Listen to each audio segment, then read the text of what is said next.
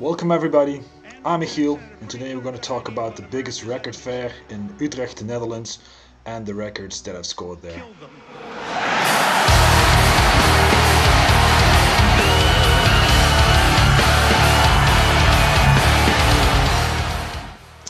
Welcome, today we're going to talk about the biggest record fair in Utrecht, Netherlands. I think it's the biggest in Europe as well, so there was a lot of stuff to see, there was a lot of people to talk with. There were auctions for priceless records. It was just a blast to be there. I bought a stack load of records. I went completely bankrupt, so I'm not going to show you guys everything. I'll save some stuff for another video maybe. But today I'm going to show you some special stuff that I found. Let me tell you something about me as a collector. I'm not really a guy that buys a lot of records. I'm only buying stuff that I know I will actually play on the record player. I'm not the kind of guy that buys from Boney M to Madonna or whatever. I have a specific genre that I'm buying. That's why I don't have that many records. I have like 1,000 or something. And I'm gonna keep on building it, that it's my collection. I don't want stuff that's in there that's never gonna end up on my record player. That's absolutely nothing for me. If I have stuff like that, I'll probably get rid of, or sell it on eBay or something else, or give it away or whatever. So let me start by showing you some records, and then I'm going to talk about a little bit about the record fair resales in general. So the first one is this one. This is Metallica, Hamburg, Color Line Arena, 12 May 2009. This one was brand new. I opened it to see if the record wasn't warped, but I haven't played it yet, so I'm kind of curious what it is. This is on the Elk label, which is Swedish. Maybe Miko or somebody can tell me a little bit more about this label. I've never seen anything out from these guys, so kind of curious. The label on the vinyl is also pretty standard, pretty clean. I like that. And it's on red vinyl, which is kind of a bummer because I really don't like the sound of colored vinyl, but what can you do about it? The second one is something that I really wanted for a longer period of time, and every time I saw this record it was completely damaged, or I don't know what these guys do with the records. But this is Black Sabbath's Wall Purges, 1970, recorded in a studio from John Peel. The British guys know exactly who I'm talking about. Black Sabbath did something funny with the lyrics on this song, because War Pigs is now a little bit different in the lyrics. The label is also pretty neat. It's really standard. This one is pretty common, but if you got it in good condition, that's not really common. I've seen this one like 15 or 20 times, and I've always hesitated to buy it because the vinyl was shot or the cover was shot or whatever. The third record that I got, I wanted for a long time. I really wanted the original pressing, but I'm not going to pay 200 euros for an original pressing. So this is the one. This is Amorphous Tale from 1,000 Lakes. This is new. This is a relapse issue with the splatter vinyl, the blue and white splatter vinyl. It's still sealed, so I'm not going to open it yet. Like I said, I wanted this for a long time. I've got the original CD, the first pressing CD, but CDs don't have any value for me, so I just wanted the vinyl. Maybe I'll get the original one day, who knows. Maybe I got lucky like I got with another record. 29 December this year, they're gonna perform in Tilburg, the Netherlands, in 013, with the original lineup, and they're performing this album. So I'm kind of curious how that is. I'm going to be there. And this one is really a special one. I've never seen this one from this artist. This is a in-concert pressing from Westwood Studios. This is Dio Red Rider in concert. This is also, if you see the label, which is also pretty nice. There are a couple of artists that have these records. As you can see, there is a see it like this.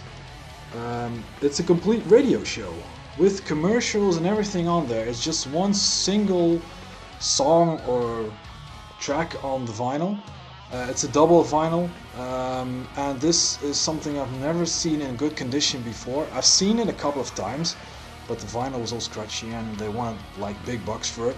I got this for 15, so that's a good deal from the guys from Millennium Records, well, formerly known as Millennium Records.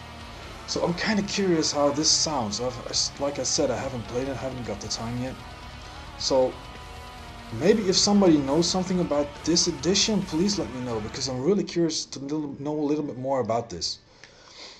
And then something I was looking for like for a long time. I'm really a fan of the Foundation 2000 label, which is a label that was in the 90s in the Netherlands. They did a bunch of cool bands that have a bunch of reissues as well. This is Gorefest Mind Loss. This is the original first pressing from Foundation 2000, which this one is in mint condition. The vinyl is absolutely like virgin clean. It's also the inlay that's just a paper, a pressed paper, looks great. I'm really glad I found this. I found this the second stand I got into in the fair. I was so lucky to get this one. Really glad to have it because it's also one of my favorite Gorefest albums. God, I'm lucky to have this one. I'm really glad.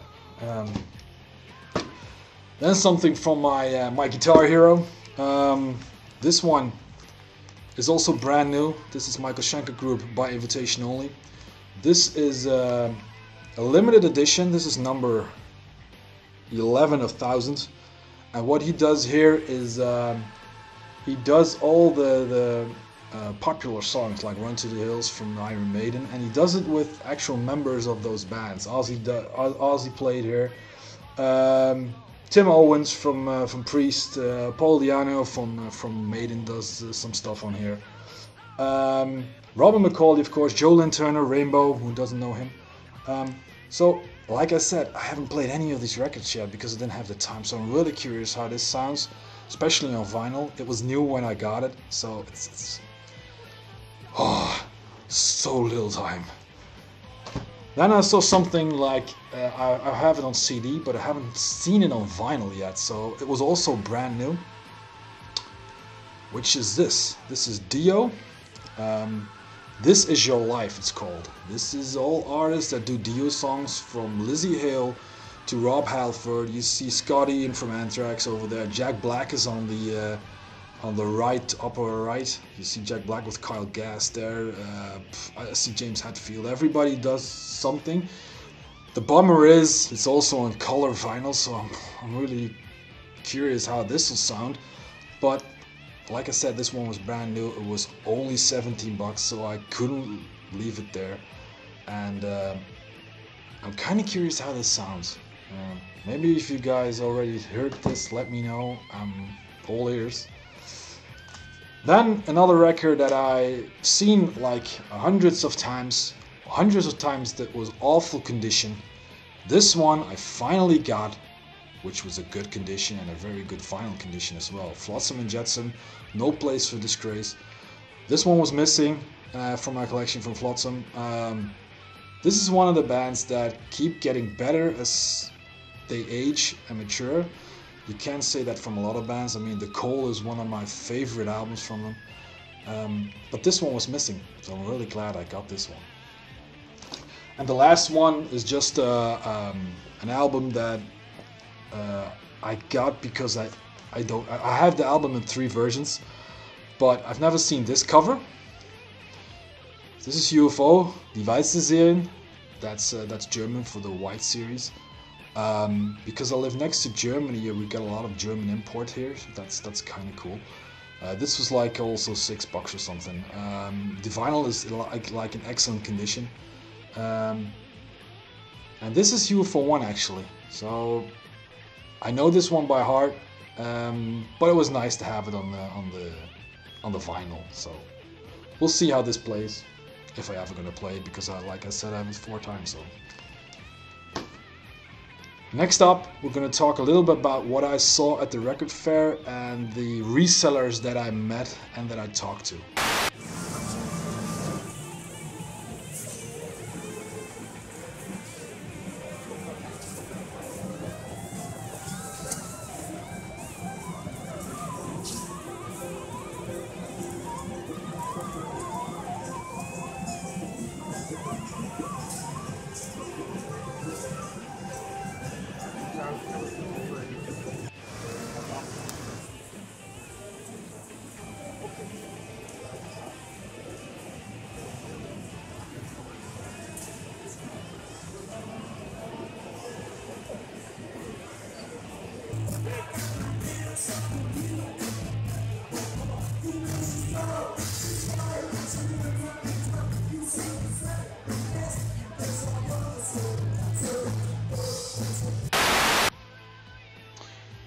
I also wanted to talk to you about something that I saw there, that were the resellers and the prices they handle. I've been going to this particular record store, record fair, for like over 10 years.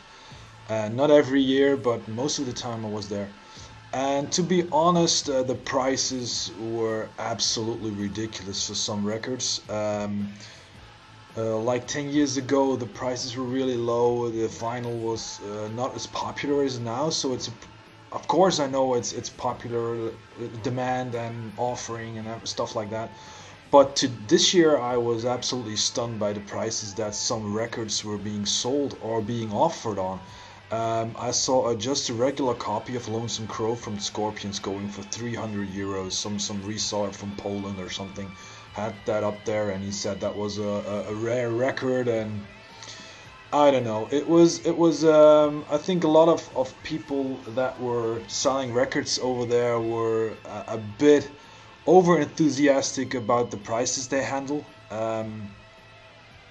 I saw records from Rainbow which were obviously bootlegs for 500-600 euros. There was one French reseller that was absolutely ridiculous. He had also that weird stuff where he color coded the vinyl. So he said, like, for instance, an orange sticker was 20 euros.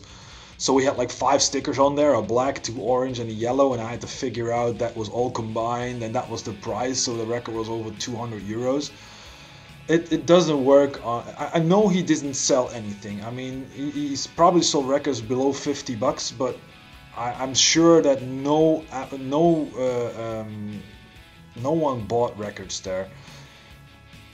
Personally, for me, I think if you want to succeed on a record fair and you want to sell records, go a little bit cheaper on the prices so that you actually sell records. But this was ridiculous. I had a discussion with a couple of guys, a couple of vendors over there, and they said actually the same thing. There was one guy, he had so much expensive records there, there was absolutely nobody at his stand. There was nobody there. Because they saw the prices that he handled, and people just skimmed through the one bin and they saw the prices and just immediately walked away again because it was absolutely ridiculous. But in general, I think this is where the vinyl collection has come to. I mean, really overpriced records. Look at Amazon, for instance, or eBay, or the Dutch Marktplaats.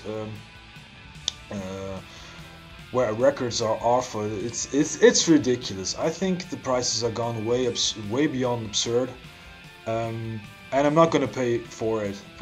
For instance, records that I bought for 5 euros 8 years ago, they are now going for 80. Nothing special. There are millions of them made. I think it's ridiculous. I would like to know your guys' opinion about this. Maybe I don't know, maybe I'm just a little bit exaggerating, but I think this is just a ridiculous stage that we're into for the vinyl collectors. I know the hipsters are collecting a lot of vinyl at this point. It's hip amongst young people. On one side, I really love that because it's not an awesome medium. I think a lot of people should enjoy it, but that also means that the prices are going up. It's a little bit, I don't know, it's not fun anymore just to go to a records fair or a store. You see the record that you want, and you have to pay like over 30 bucks for a record that's 30 years old or 20 years old. And I have a rule that says if I really want a record and it's in a mint condition, that if it's above 50 bucks, like the Sabotage Sirens I saw there, the blue first pressing, it was 85 euros and it wasn't a really good condition. I don't buy that stuff. I mean, if it's in mint condition, maybe I'll buy it, but you know, 85 euros for a record is a fair amount of money. Let alone mention that they auctioned off the God Save the Queen Sex Pistols single for over 9,000 euros. It's ridiculous. I would really like to know you guys' opinion about this. Maybe I have it all wrong, but I hope you guys can enlighten me and give me some of your opinions about this. Till the next video, see you guys, and have a good one.